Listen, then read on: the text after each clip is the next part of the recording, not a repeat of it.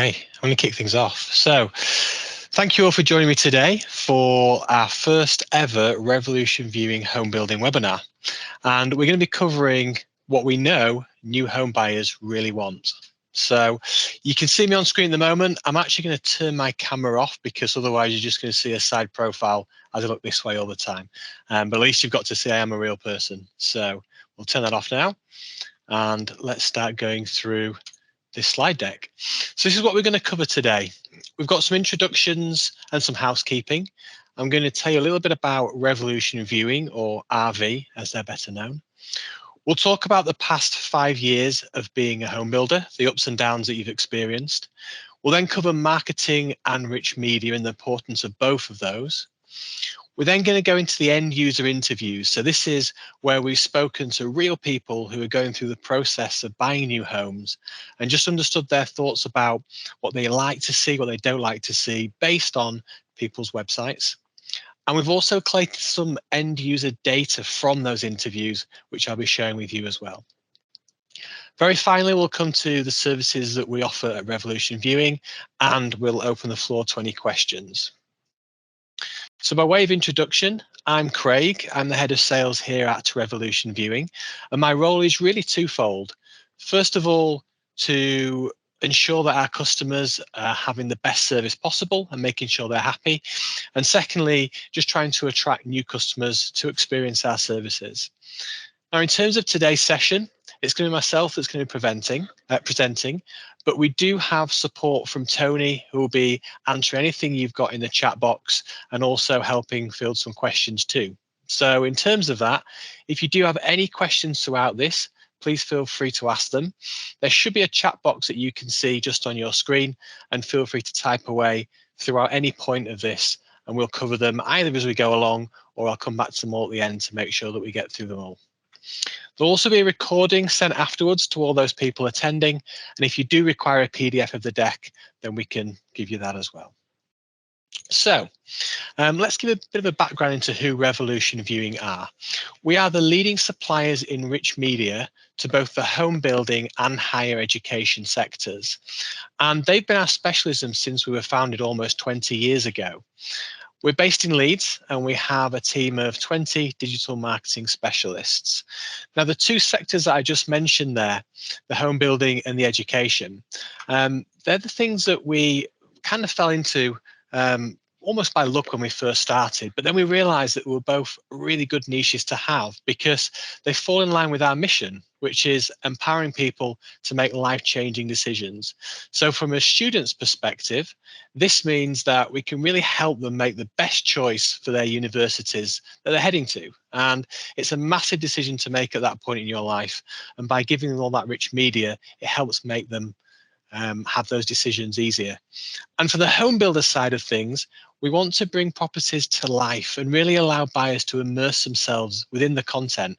And again, it's such a big thing when you're moving house that we want to make sure that they get that move right and they find their perfect home. So I'm going to run through some data and some industry trends, but to start off with, I just wanted to show you some of the things we're going to be covering later. I mentioned that we've done some end user interviews, and this is just a taste of one of those.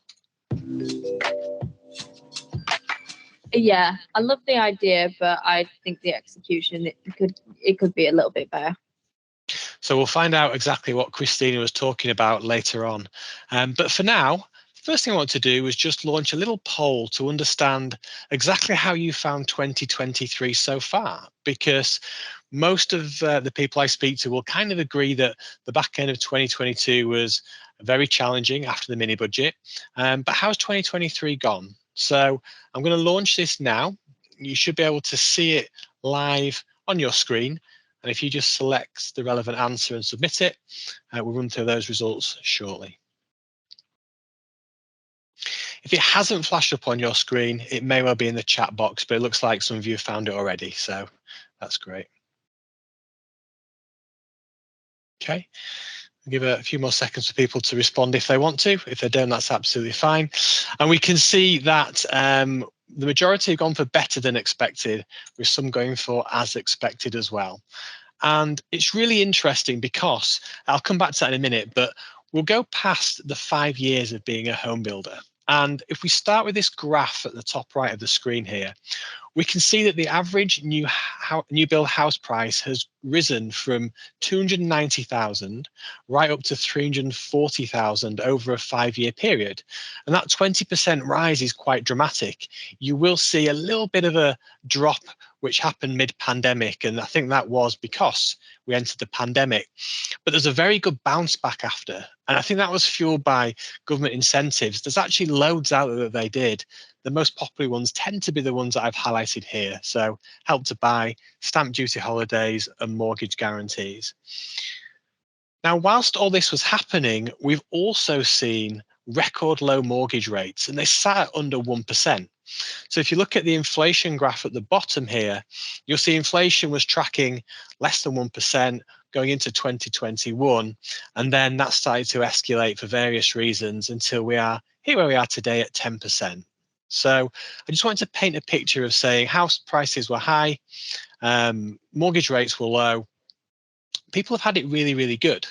But the inflation is starting to cause a little bit of mischief because it's also impacting food, energy, and fuel. So people's disposable incomes are starting to be squeezed a little bit in this current economic climate. And the Bank of England have responded to try and curb this inflation by raising their base rate. And ultimately, that then affects mortgage rates. So where we saw those fixed rates being around 1% or less, they're now kind of plateauing at about 4 to 4.5%.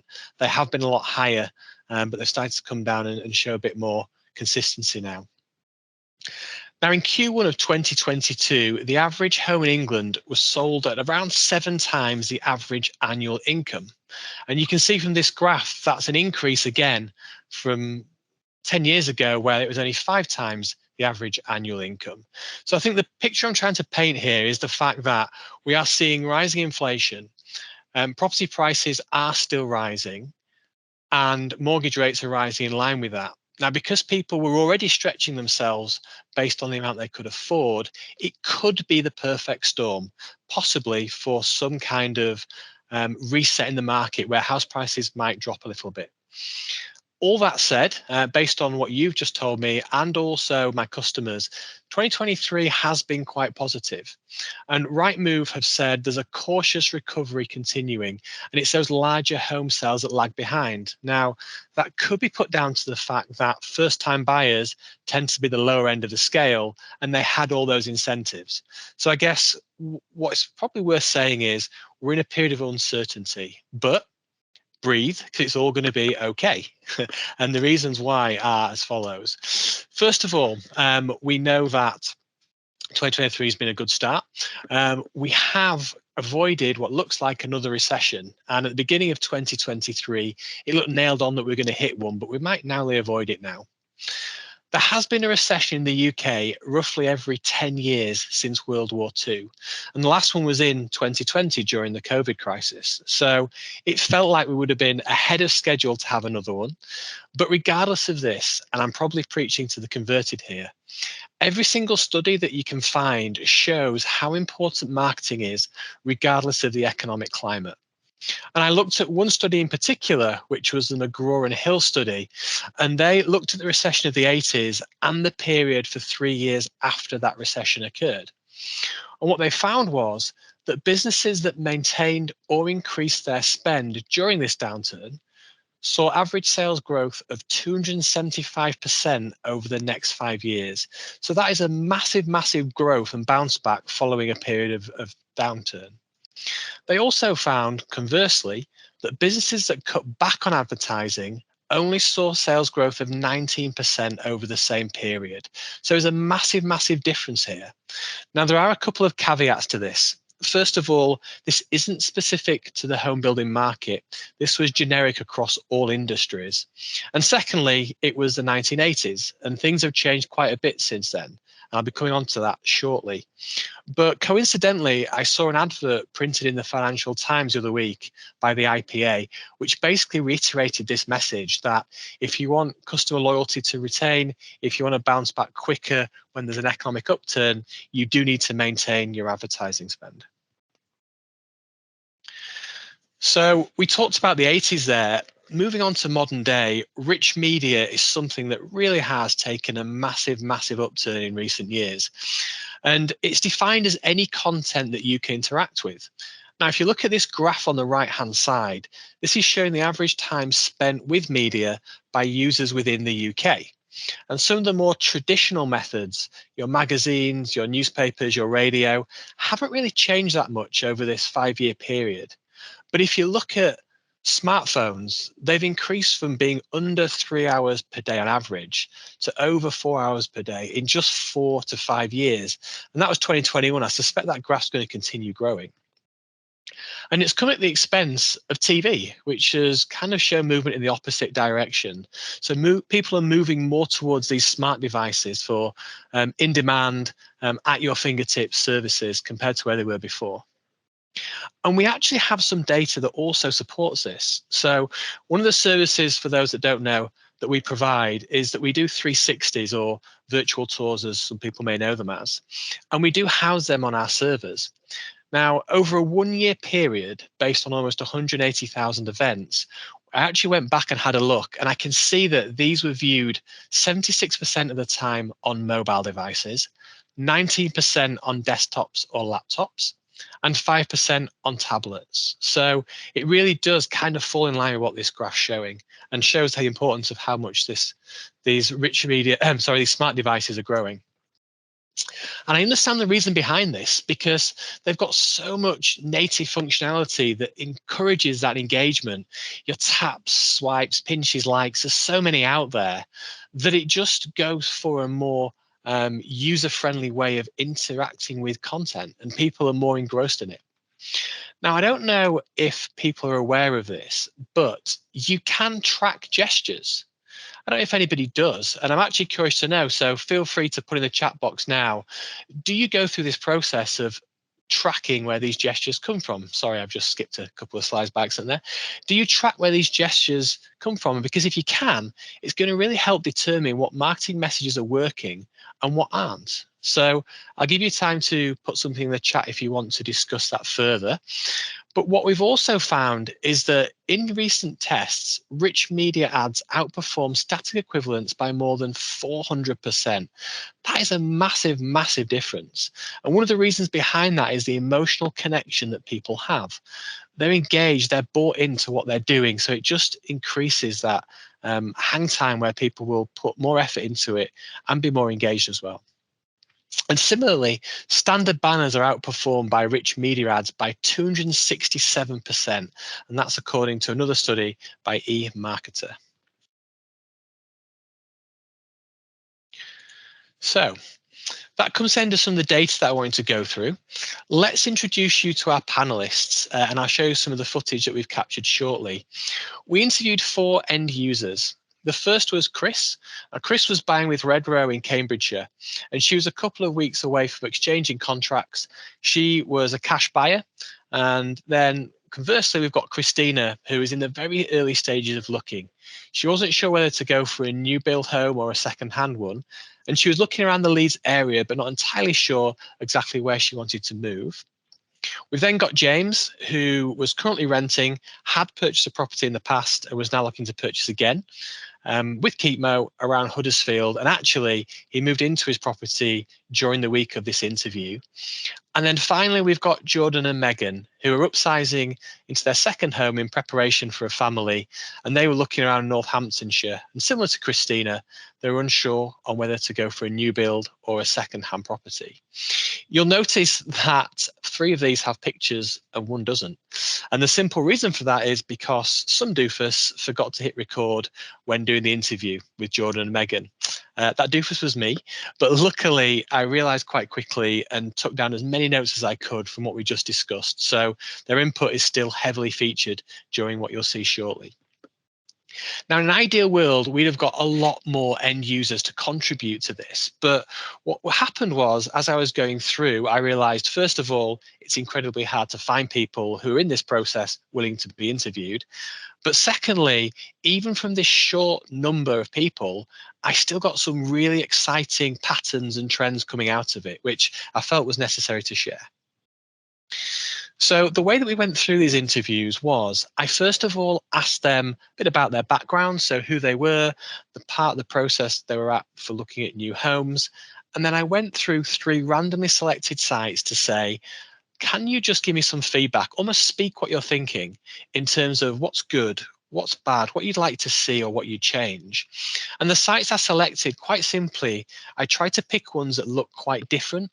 Now, in the main, home builder sites have something very, very similar across all of them, but these had a variety of amount of text on there, different images, different structure. So I thought they were quite a good sample to use with our panelists.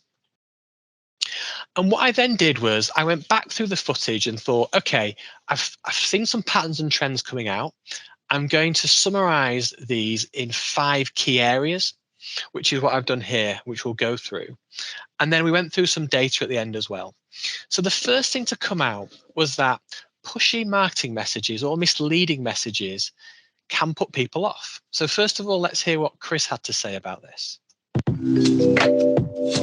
Upgrades included. This home benefits from over £4,000 of upgrades included in the purchase price, including an upgrade shaker-style kitchen.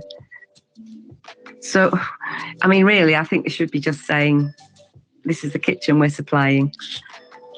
Why do they call it an upgrade if they're including it? It's not an upgrade, is it? They're like straightforward, honest to goodness. This is what you get for your money.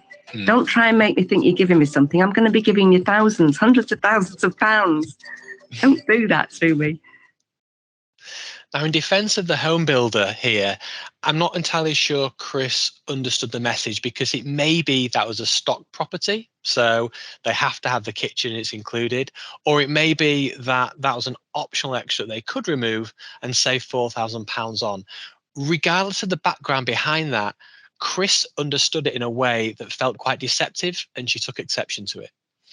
Let's hear what Christina had to say. I think it's the tone of voice that they use. If it's just very, not like very pick me, but it's just almost like shoving something down your throat, then that's not really for me. I like it when, like house builders are more informative rather than, oh, buy one of our houses, like they're sound and they're great. And it's kind of like, no, if you just kind of tell me the facts, then just kind of support my decision rather than make my decision for me. So the same sort of thing with Christina. What she'd prefer to see is all the information relating to that property. And then if she wants to progress things further, there is a way of doing so, but not have it put right in her face at the beginning. Now, Jordan, one of the people that we unfortunately get the footage for, said something really, really important to me, and it actually shocked me quite a lot. And when I showed him the screenshot you can see on screen now, he looked at this over 80% sold message and said, this feels very pushy to me. In fact, I hate it so much that I would leave this site and never consider buying from this house builder again. Now, I thought that was quite a dramatic thing. And it's maybe not just the over 80% sold, it could be the whole FOMO message that he took exception to. So I've seen equivalents, last few remaining, or something of that ilk. And I just wanted to know people's thoughts on this. So for me, I wouldn't be put off by it. I certainly wouldn't be pushed into buying it because I think with a purchase like a house, which is such a big decision and costs so much money, I'd be more relaxed about it and more pragmatic. And if I missed out, then so be it. The next one will come along. But I certainly wouldn't be put off. Again, if you've got any thoughts, feel free to put them in the chat and we can discuss those later as well. But I also wanted to discuss something else that came up in a client conversation, which is similar to this. And it's the terminology that home builders use in their marketing, particularly around incentive and discount. So the customer I spoke to said she ran 2 identical campaigns. They offered the same in terms of freebies or money off, but one had a much higher hit rate than the other. And the discount one was the one that was more successful. And when she dug into it, she realized that it was the word incentive that was putting people off or not allowing them to click, because she asked around and realized that people didn't understand what incentive meant. So maybe it's an industry specific term. Maybe it's something that just doesn't gel as well with people looking at things. But little things like this is something you need to consider because it can have a big difference on what's happening with people. The next summary thing that came out of this was that virtual tours or 360s are really, really important. So let's hear what Chris has to say first of all. The most important thing for me, if I'm looking on a website, is to find a virtual tour, because it brings the house to life and you can see what you're getting and you can keep referring back to it. And here's Christina. Yeah, it gives me a much better sense of how it would feel to kind of be in the room and live there. I feel like I have a better sense of space as well, just because, you can kind of zoom out, zoom in. I think from photography, they tend to take it from like a zoomed out angle. So, it's not an accurate kind of portrayal of how big the room actually is. So, yeah, I do like the 360 for that. It's more realistic. So both really had the same sort of message, and that is with 360s, you can really immerse yourself in the content, take your time to look around, and it feels less deceptive than what photography can be, depending on the angles that they're shot at. And finally, we had James.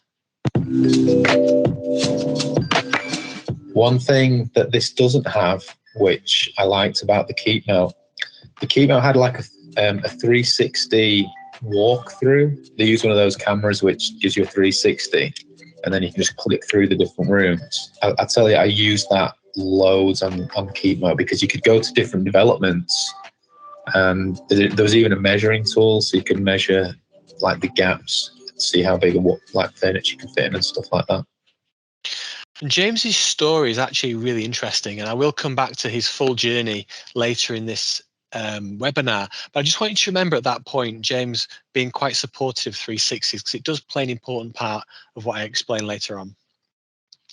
Now, Megan and Jordan also said something similar, that they found them important. But the next thing on here is info spots.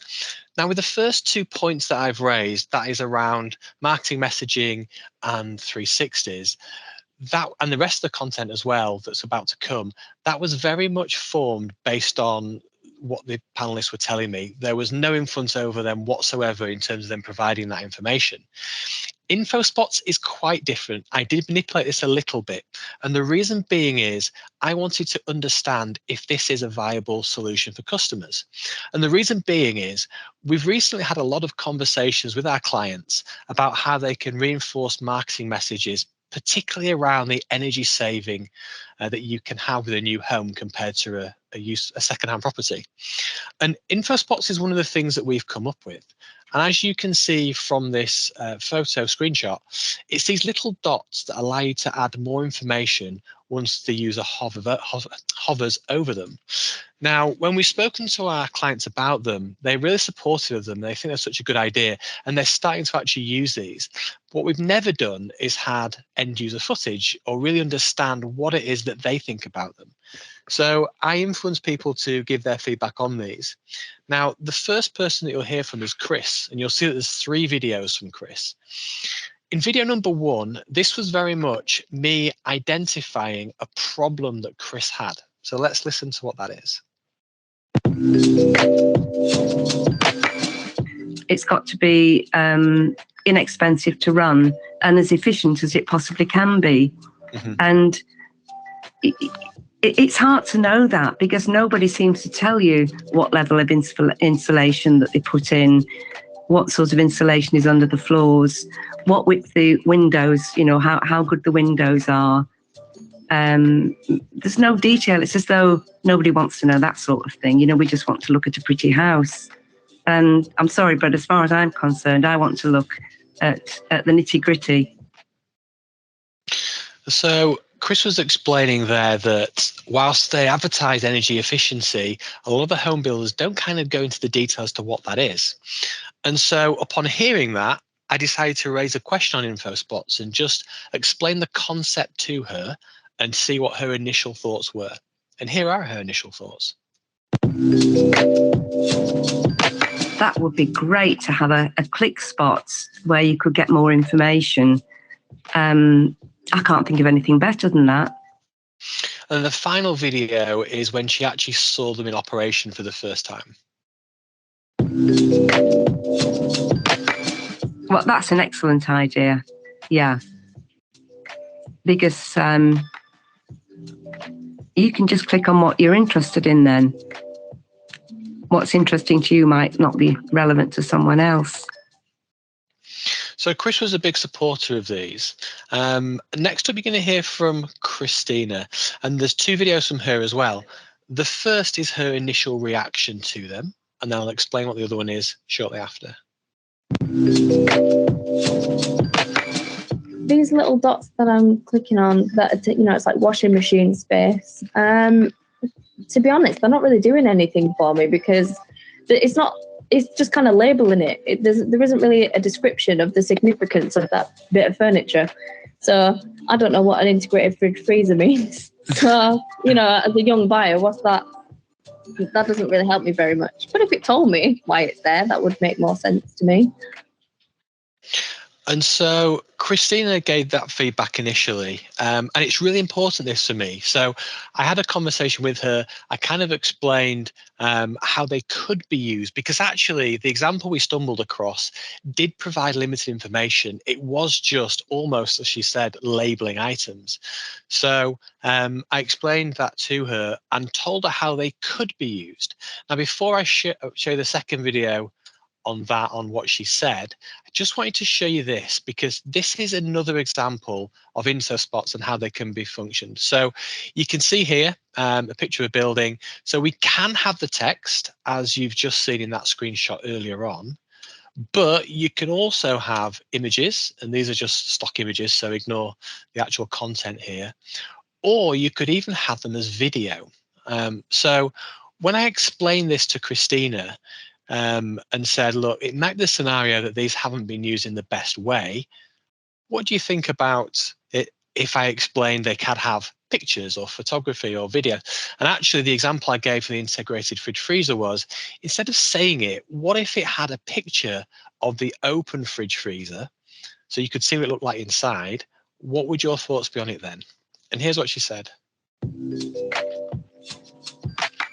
Yeah, I love the idea, but I think the execution it could be a little bit better. And then finally, we'll hear from James, who was a little bit more critical.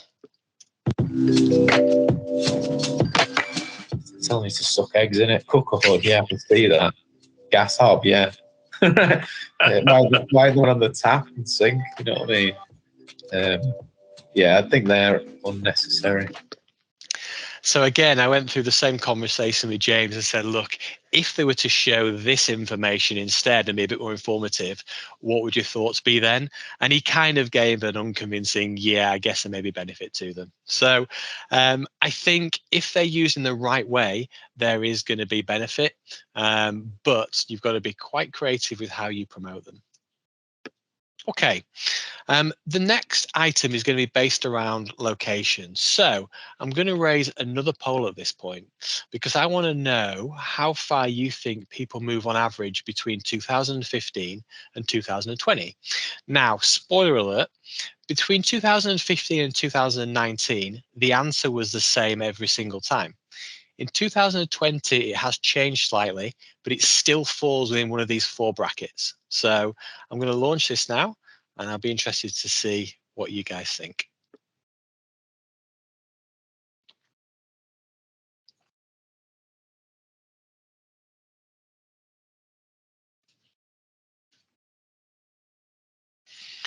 Okay, a couple more seconds for those to come through. So we're actually split between 50% thinking under 5 miles and 50% 5 to 10 miles. The actual answer is 9 miles. So it was in that 5 to 10 mile bracket. Now, this was true between 2015 and 2019. In 2020, this had increased to 10 miles. And I really, really wish that I could have found some data which suggested 2021 and 2022 might have changed again, because gut feel is, with the pandemic, with the ability to now work remote, it really opens up people's ideas of where they can live. So what tended to be a bit of a restriction before, you had to be close to work because you had to get there, could now have changed. And that might be why we've seen this slight increase from 9 to 10 in 2020. But I guess some more research would need to be done in that. Out of all the data that we could see, relocation only occurs in 4 to 5% of the times. And this is identified as a different city or county. Now, when we were looking at local facilities on some of these websites, we noticed that everyone had something like what you can see on screen here, some information about what's in the neighborhood. Out of our 4 panelists, 3 of them said this is irrelevant information to me because they fell into the category of moving less than 9 miles. The one exception to that possibly was Christina, who wasn't entirely sure where she wanted to locate to. So let's hear her thoughts on something like this.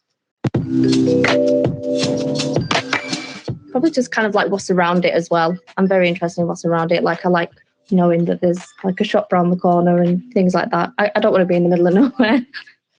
And this picture here that I've screenshot on is probably one of the best ones we've seen.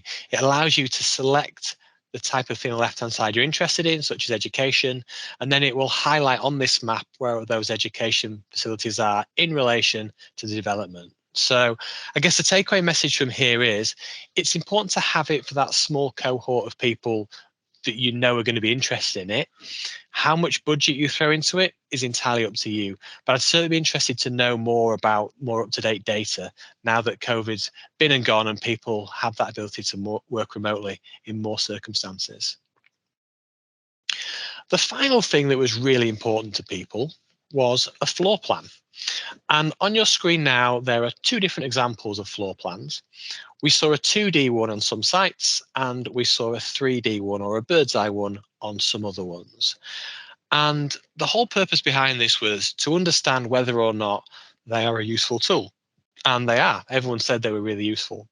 And it then became more of a competition to say, okay, if it's useful, which one do you prefer and why? So we'll hear from Christina first. This was her reaction to the 2D one. Apologies, I just skipped one there. Let's go back to this one. Oh, I like the floor plan. Dimensions are cool. Yeah, that would really help because obviously I said that I would prefer structure. Yeah. It's just very clear. It's very to the point. I like that. So she was a fan of the 2D one, and then she saw the 3D one.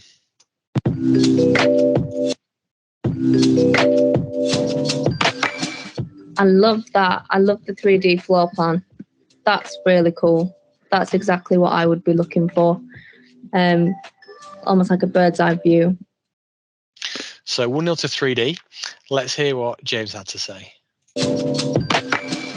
I tend to go to the floor plan really and look at the dimensions. Mm-hmm. But then I have a building surveying background, so I don't know if that makes me a little different to your general house buyer. So James identified that they were super important. He had no preference over the 2 or 3D, but did mention the fact that if there's measurements on there, that really assists him because he can map out exactly what he can do with the property and how furniture might fit in. Let's hear from Chris. So she started off looking at the 2D floor plan, really liked it, and then saw the 3D one. Oh, I don't like that floor plan. So that was her initial reaction. But then as time went on, actually, she started getting more used to it. Yeah, maybe I'm warming to it a little bit. And Jordan and Megan said that they preferred the 2D one as well. So there's actually no compounding evidence to suggest that either one is better than the other. I think it purely comes down to personal preference. Maybe there's an age demographic in there, I really don't know. But the message is you have to keep using them because they're an essential tool for all of our panelists. The final thing I want to touch on is just a miscellaneous comment by James. So he was an older buyer and he believed all the stereotypes attached to a new build. So let me play his clip first, and I'm going to talk through his whole purchasing journey because there's some really interesting stuff in there. At first, I wasn't even considering a new build. I bought into all the negative stuff that you hear about them, and from my own personal experience of being in new builds, I had the opinion that they weren't as solidly built as, say, a house from the 1970s or older even. And I probably share, I'm a similar age to James, and I probably share a similar mindset. So the stereotypes are, they're not as well built new homes. They don't have as much space internally. The rooms are smaller. You don't get as much space externally. Now, James's journey is really interesting because he actually had already purchased a second-hand home. And he was going through the process of finalizing when the survey came back. And that actually put him off because it mentioned the fact that it could have subsidence, if not now, maybe into the future. And it just spooked him and he dropped out of that chain. Now he carried on looking around for second-hand homes, but he either kept getting gazumped or during the period that was COVID, where house prices were crazy, he kept getting outbid. And he'd almost lost hope. And then, perchance, he was driving home one day and he went past a keep moat development. And he went on site and he had a look at the properties. And he was actually really impressed with how they were built. Now, only phase one had been complete at this point, and it was a bit too close to the M62 for him. So he left without making a purchase, but he did leave his details and was prepared to sign up for marketing. Now, 4 or 5 months passed, and James still hadn't found a second-hand home that he wanted. And he ended up getting some material through from Keepmo that said Space 2 was now ready to be launched. And there was also a site plan of how it was going to be built. And James looked at the site plan and saw 3 houses that really got his attention. In particular, one of them, which was effectively a semi-detached, although it was an end terrace, had a corner plot, and he knew the house type because the 360s that he talked so favorably about before, he'd managed to see this house type across loads of different developments around the country. So he knew exactly what it was going to look like and how he could fit in that home. And so without even visiting the site, he left a deposit online. And he then went to go meet the sales team, and the rest, they say, is history. So the reason why he could commit to something without seeing it is 2 reasons. One, because of the floor plan. So he knew the dimensions and knew how he could make it work. And 2, the 360 really encouraged him to understand what the property was like, having seen them in other places around the country. And interestingly, I asked about other things in terms of testimonials and recommendations, because we had seen some of those on these websites too. And James was quite critical of them because he basically said they were biased opinions of people. I think his exact words were, well, they're never going to ask someone to give an interview if they're not happy with the home, which is a fair point. And the way that he got his information was through Trustpilot. And he'd read through enough reviews of Keepmoat to know that they were a respectable builder. And interestingly as well, I'm sure most of you know this, but House Builder magazine has given loads of 5-star recommendations recently. And it's things like this for James, this data-led information that would really help him make decisions. So the final thing on this is the questions that I asked people and the matrix that I came up with. Quite simply, I said to people, on a scale of 1 to 5, 5 being strongly agree, 1 being strongly disagree, when looking for a new home, how important is it that the website has photography, video, and 360? And you'll see all of these scored really, really high. They were deemed as important to our panel. Video was the one that fell slightly behind, but still classed as being important. And I also went on to ask, if a show home has photography, videos, and 360s, then does it enable me to make a more informed choice? And you'll see that every single person on there strongly agreed that it did. So a combination of all this media is going to allow people to make a more informed choice. So let's look at the 5 top takeaways from our interviews. Number one, marketing messages can easily put people off when they're meant to have the opposite effects, especially if they're deemed dishonest or pushy. And I think we also talked about some of the wording that we use as well. So I know and understand that people in these roles who market properties have loads to do. It's a really rushed world that they live in, and sometimes they don't think about it from a buyer's perspective of how's this going to be interpreted from someone as an end user. And maybe we just need to spend a bit more time making sure those messages are more accurate and more favorable for your buyers. Number two, virtual tours or 360s are really, really important because they allow the prospect to immerse themselves in the content. And Christina said it brilliantly in one of her parts, where with photography, she knows that rooms can almost be stretched or made to look bigger than they are. Whereas in a 360, it's a more accurate vision of what it's like to live in that home. Number three, info spots have great potential, but you need to use them correctly. And we saw how from the screenshot of the building that you can use photography or videos or something else just to really help demonstrate what an item is or hammer home marketing messages that you want to convey to people. Number four, rich media is important for end users. They get a feel of the property. And by having all videos, 360s, and photography together as one, it allows them to make a more informed choice. There are no biased photography showing bigger rooms. It enables them to understand it from multiple different angles. Number five, floor plans are absolutely essential. Again, James bought his home on the back of one of these. So you need to put them in. The style of it comes down to personal preference, and that's something you may have to investigate to see whether 3D's versions, which I expect are a bit more money, are worth the budget based on the 2D ones. So that's the end of everything I want to discuss in terms of our interviews.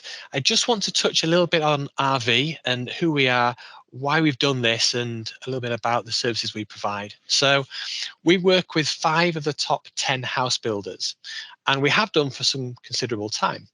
Now, the relationship we have with these clients is really transparent. So we proactively ask for feedback, whether it be negative or positive. And because we do that, it means we understand more about people's needs. And having those conversations has really allowed us to create our product base that we have today.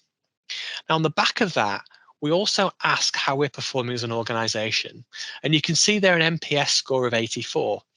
Now, NPS stands for Net Promoter Score, and it's judged on a scale of -100, which is terrible, and you probably won't be in business much longer if you're getting something around there, right up to +100, which means everyone loves what you're doing.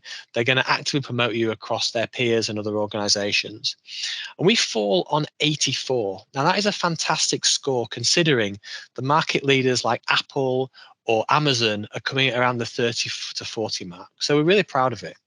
And I think one of the things that goes into that, on top of the honest conversations we have with our clients, is we've got a dedicated team who specialize throughout Revolution Viewing.